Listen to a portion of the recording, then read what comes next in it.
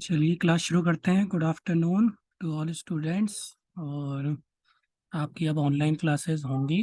जिस दिन लिंक डाला जाएगा उस दिन होगी। टाइम यही रहेगा 12:15 PM। और तो हम क्लास शुरू करते हैं।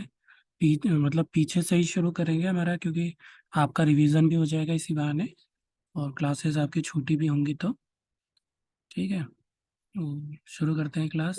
मुझे लगता नहीं है अभी कोई और आएगा। स्क्रीन शेयर हो रही है।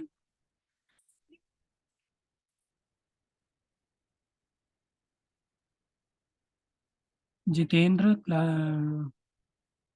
स्क्रीन शेयर हो रही है।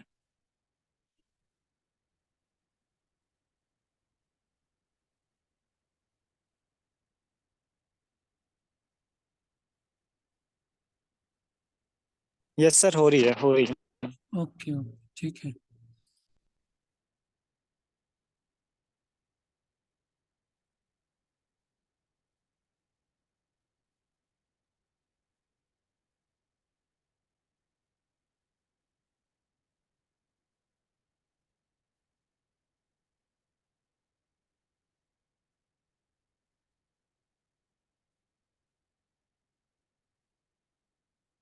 एक तो सबसे पहले आपका पेपर फर्स्ट है, ये आपका साइकोलॉजिकल मेजरमेंट नाम है। मनोवैज्ञानिक मापन है इस पेपर का नाम। ठीक है, और इसमें मैंने ऑफलाइन क्लासेस में भी यूनिट्स पढ़ा दी हैं। ठीक है, एक एक यूनिट शायद और रह गई थी, लेकिन अब अभी हम यहाँ जो है रिवाइज करते हैं। पिछली क्लास से रिवाइज करेंगे। ठीक है।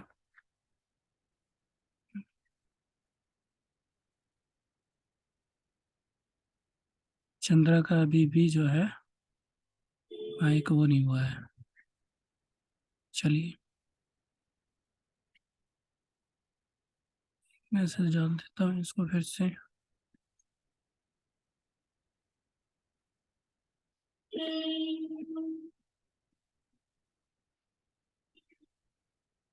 अरे नैनीताल भी जाना था ना, देखो ना मतलब कहाँ है काफी।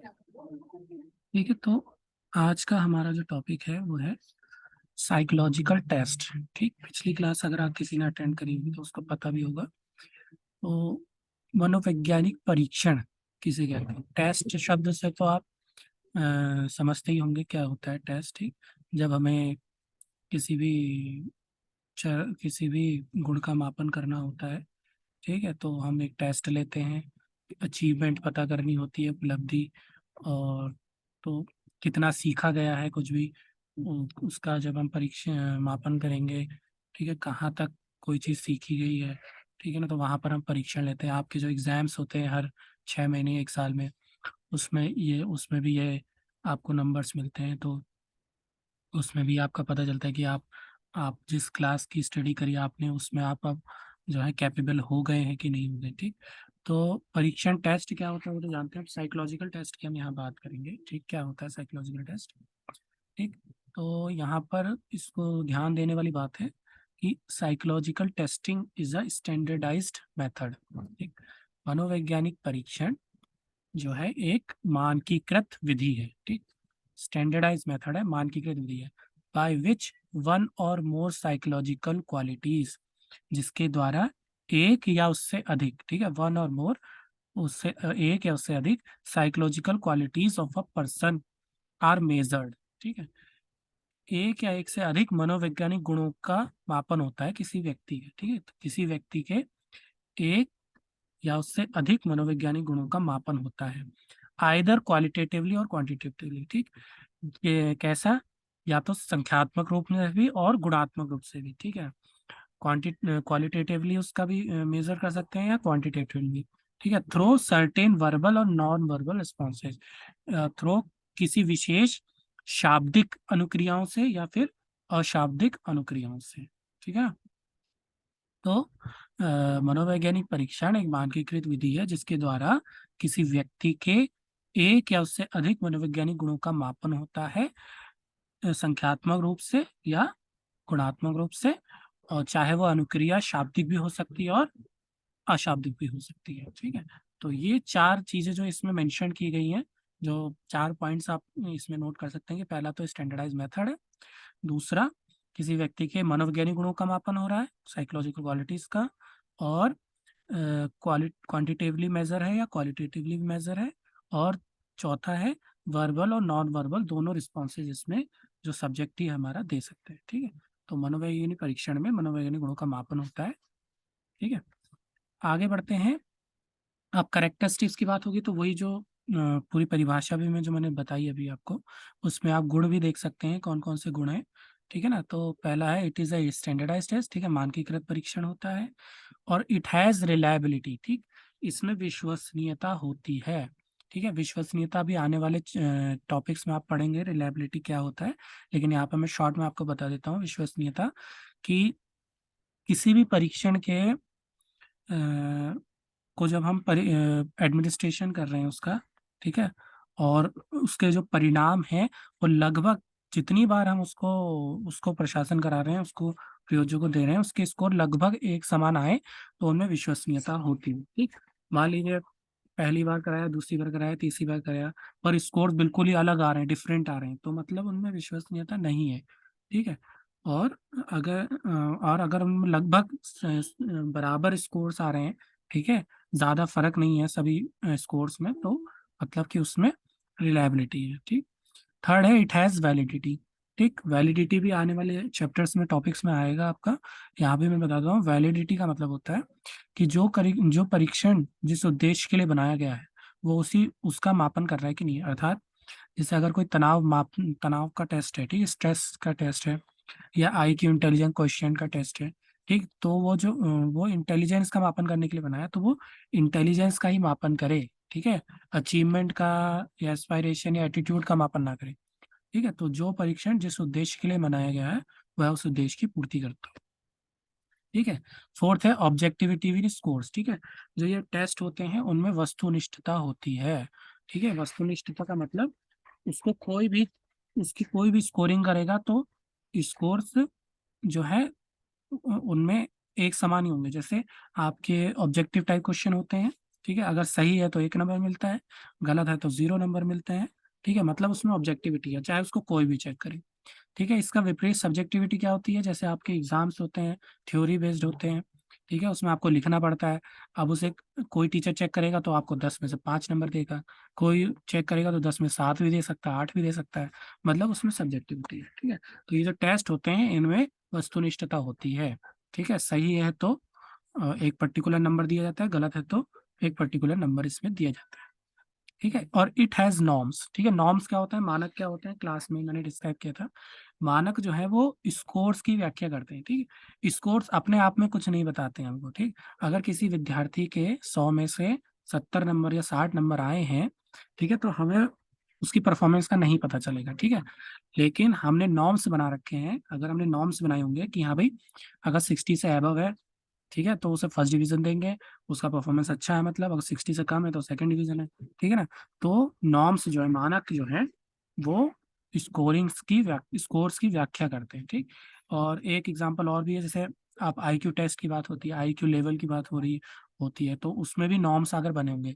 जैसे मान लीजिए किसी के IQ लेवल जो है वो आया है 90। ठीक है, तो 90 अपने आप में कुछ नहीं बताता है, लेकिन हम नॉर्म्स चेक करेंगे उसके बाद। मानक में लिखा होगा कि जिसका IQ लेवल 90 आया है, IQ स्कोर 90 आया है, तो इसका मतलब है कि उसका IQ लेवल जो है वो अच्छा है। ठीक है, और किसी का स्कोर 70 से कम है तो हम मानक में देखेंगे। ठीक है, तो मानक में देखेंगे कि 70 से कम है, मतलब उसका बिलो एवरेज है। ठीक है, तो नॉर्म्स हमें स्कोर्स की व्याख्या करते हैं। ठीक, तो ये 5 करेक्टरिस्टिक्स आपके मेन है किसी टेस्ट में। ठीक है, इसके बाद आता है और एक सिक्स्थ भी है। ठीक है, और एक और गुण है कि through psychological testing comparison of 2 or more person on 1 और मोर एस्पेक्ट्स। ठीक है, किसी ऑफ अ करेक्टर और अ मेंटल प्रोसेस। ठीक है, किसी भी गुण का एक तुलनात्मक अध्ययन हो सकता है एक या उससे अधिक व्यक्तियों में। ठीक है, सेवेंथ है psychological test measure the mental processes और qualities of individuals both qualitative quantitative, जो हमने परिभाषा में भी बताया था। ठीक है, कि मनोवैज्ञानिक परीक्षणों द्वारा मनोवैज्ञानिक गुणों का मापन हो सकता है संख्यात्मक रूप से भी और गुणात्मक रूप से भी। ठीक, तो ये 7 जो आपके करेक्टरिस्टिक्स मेनली आपके टेस्ट के साइकोलॉजिकल टेस्ट के होते हैं। दो तीन तो आप परिभाषा जो बताई थी उसमें से भी ले सकते हैं, और जो वैलिडिटी होती है, रिलायबिलिटी होती है, नॉर्म्स होते हैं, ऑब्जेक्टिविटी होती है। ठीक है। अब नेक्स्ट आता है हमारा टाइप्स। ठीक है, टाइप्स, टेस्ट के टाइप्स कितने होते हैं। ठीक, तो यहाँ पर बहुत सारे टाइप्स होते हैं टेस्ट के, और एग्जाम में आप कैसे लिखेंगे वो भी हम बता सकते हैं। ठीक है, लेकिन यहाँ पर मैंने कैटेगराइज्ड कर दिया है, ठीक है, ताकि आपको इजी रहे। ठीक है, तो पहला कैटेगरी है on the basis of administrative. ठीक है, मतलब प्रशासन के आधार पर कि कैसा प्रशासन करें। तो पहला है इंडिविजुअल टेस्ट, ठीक है, व्यक्तिगत परीक्षण। और दूसरा है ग्रुप टेस्ट, ठीक है, सामूहिक परीक्षण। ठीक है, तो ये प्रशासन के आधार पर या तो हम किसी एक व्यक्ति का टेस्ट ले सकते हैं या फिर पूरा समूह का भी ले सकते हैं। ठीक। सेकंड क्राइटेरिया है हमारा on the basis of scoring, अंकन के आधार पर। ठीक है, पहला है ऑब्जेक्टिव टेस्ट, जैसा मैंने बताया। ठीक है, जो आपके साइकोलॉजिकल टेस्ट जो आपने क्वेश्चन फिल कर भी होंगे जब फोर्थ सेमेस्टर में प्रैक्टिकल्स किए होंगे, या तो 5 रेटिंग स्केल होता है या फिर 2 पॉइंट रेटिंग स्केल होता है। ठीक है, अगर येस पे टिक कर रहा है ऑब्जेक्ट तो 1 नंबर देते हैं, और नो पे कर रहा है तो 0 नंबर देते हैं। ठीक है ना, तो मतलब उसमें ऑब्जेक्टिविटी होती है, तो वो टेस्ट जो है ऑब्जेक्टिव टेस्ट होते हैं। दूसरा है सब्जेक्टिव टेस्ट। ठीक है, बहुत से भी ऐसे टेस्ट होंगे जिनमें वस्तुनिष्ठता आत्मनिष्ठता होगी। ठीक है, जिसकी स्कोरिंग जो है अलग अलग हो सकती है। ठीक है। Third criteria on the basis of responses. ठीक है, अनुक्रियाओं के आधार पर।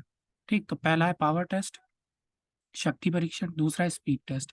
शक्ति परीक्षण में क्या होता है कि इसमें टाइम लिमिट नहीं होती। स्पीड टेस्ट मतलब है इसमें एक लिमिटेड टाइम में आपको टेस्ट करना होता है। ठीक है। फोर्थ है on the basis of items nature. ठीक है, एकांशों की प्रकृति के आधार पर। ठीक है, इसमें पहला वर्बल टेस्ट, जो परिभाषा में भी आया था कि वर्बल और नॉन वर्बल। वर्बल टेस्ट में क्या होता है, इसमें जो निर्देश होंगे या फिर जो एकांश होंगे सब में शब्दों का प्रयोग किया गया होगा। ठीक है, और अनुक्रिया भी उसे शब्दों में देनी होगी। सेकंड है नॉन वर्बल टेस्ट। ठीक है, इसमें निर्देशों में तो शब्दों का यूज होगा, लेकिन जो इसके एकांश होंगे उसमें शब्दों का प्रयोग नहीं होगा। ठीक है, चित्र बने होंगे इसमें। ठीक है, ये जो मतलब जो अनपढ़ व्यक्ति होंगे, ठीक है, इलिटरेट होते हैं, उनके लिए नॉन वर्बल टेस्ट किया जाता है। थर्ड है परफॉर्मेंस टेस्ट। इसमें क्या होगा कि प्रयोज्य को परफॉर्मेंस करनी पड़ेगी, ठीक है ना, कुछ मैनिपुलेशन करनी पड़ेगी उस, और तब उसका जो है मापन कर सकते हैं। फोर्थ है नॉन लैंग्वेज टेस्ट। ठीक है, इसमें ना तो निर्देशों में शब्दों का प्रयोग होता है ना ही एकांशों में, मतलब कोई भाषा यूज नहीं होती है इसमें। अब या तो वो चित्र रूप में भी हो सकता है या परफॉर्मेंस भी हो सकता है। ठीक है, तो ऑन द आइटम्स नेचर 4 तरह के होते हैं: verbal test, non verbal test, performance test और नॉन लैंग्वेज टेस्ट। ठीक, अगला criteria on the basis of standardisation, मानकीकरण के आधार पर। ठीक, तो पहला तो टीचर बेस्ड टेस्ट होगा। ठीक है, जिसका मानक तय नहीं होते हैं, जैसे आपके इंटरनल टेस्ट होंगे, ठीक है, यूनिट टेस्ट होते हैं स्कूल्स में। ठीक है, तो वो टीचर द्वारा बनाए गए होते हैं, उनका कोई स्टैंडर्ड नहीं होता है, मानक तय नहीं होता है। ठीक है। सेकंड है हमारा स्टैंडर्डाइज्ड, ये मानकीकृत टेस्ट, जैसे आपके हाई स्कूल के बोर्ड होता है एग्जाम, ठीक है, इंटर का बोर्ड एग्जाम होते हैं, या फिर कोई कम्पिटिटिव एग्जाम होते हैं। ठीक है, इनके एक मानक तय होते हैं कि इतने क्वेश्चन इजी वे में आएंगे, इतने मीडियम लो लेवल के आएंगे और इतने हार्ड लेवल के आएंगे। ठीक है, और एक स्टैंडर्ड भी होता है कि कौन से लेवल के बच्चे एग्जाम दे रहे हैं, तो उनके लेवल के स्तर का जो है टेस्ट होना चाहिए। ठीक है। Next criteria on the basis of purpose, उद्देश्यों के आधार पर। ठीक है, उद्देश्यों के आधार पर आपका इंटेलिजेंस टेस्ट, जिसमें बुद्धि का परीक्षण होगा। एप्टीट्यूड टेस्ट मतलब अभिक्षमता का परीक्षण। ठीक, पर्सनैलिटी टेस्ट व्यक्तित्व का परीक्षण। और अचीवमेंट टेस्ट उपलब्धि परीक्षण। ठीक है, तो कि जैसा उद्देश्य है वैसा परीक्षण है। ठीक, तो आपके मेनली जो है ये आपके क्राइटेरिया के टाइप्स के बताए हैं। ठीक, अब एग्जाम में अगर आपको क्राइटेरिया इतने सारे याद नहीं रहते हैं तो आप क्या कर सकते हैं, आप कर सकते हैं सबसे पहले तो 2 टेस्ट ये लिख सकते हैं, आप सीधे भी पॉइंट 1 2 3 करके लिख सकते हैं। आप ऐसे क्राइटेरिया में भी नहीं लिख सकते, अगर जैसे बच्चों को कि याद नहीं रहता है तो आप सीधे 1 2 3 जैसे टाइप ऑफ टेस्ट में फर्स्ट फर्स्ट आप व्यक्तिगत परीक्षण लिख सकते हैं। ठीक है, जिसमें एक व्यक्ति का किया जाता है। दूसरा ग्रुप टेस्ट लिख सकते हैं। ठीक है, और ये स्कोरिंग वाला आप नहीं भी लिखेंगे तो ठीक, और ये भी नहीं लिखेंगे तो कोई बात नहीं है। और ये लिख सकते हैं आप, ठीक है, 2 वो लिख सकते हैं, और थर्ड ये verbal test, non verbal test, performance test और नॉन लैंग्वेज टेस्ट। ठीक है, 4 ये लिख सकते हैं आपको। मतलब ये वो टेस्ट हैं जो आपको आसानी से याद रह सकते हैं, और उनको आप सीरियल वाइज भी लिख सकते हैं, कोई ऐसा ये नहीं है कि क्राइटेरिया वाइज ही लिखें। ठीक है, तो 4 टेस्ट ये हो गए। और ये भी आप लिखे नहीं लिखे कुल मिला के, ठीक। और इनमें से भी लिख सकते हैं intelligence test, aptitude test, personality test, achievement test, ठीक। तो मतलब अगर आपको ऐसे क्राइटेरिया वाइज भी याद नहीं रहता है तो आप जो है ये करीबन छः छः सात इसमें से टेस्ट 1 2 3 करके भी लिख सकते हैं, ठीक है। तो ये हो गया आपका टेस्ट क्या, साइकोलॉजिकल टेस्ट क्या होता है और टाइप्स ऑफ टेस्ट क्या होता है, ठीक है। तो अगर किसी को क्वेश्चन कुछ पूछना है तो पूछ सकते हैं।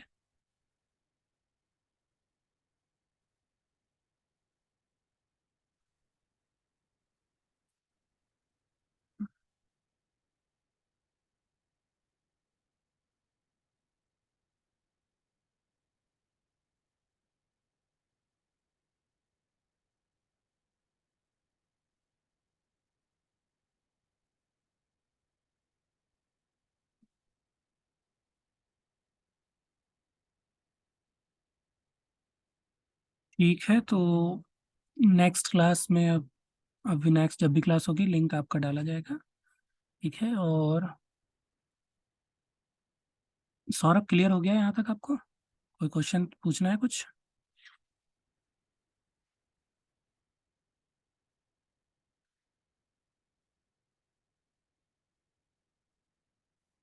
हेलो सौरभ।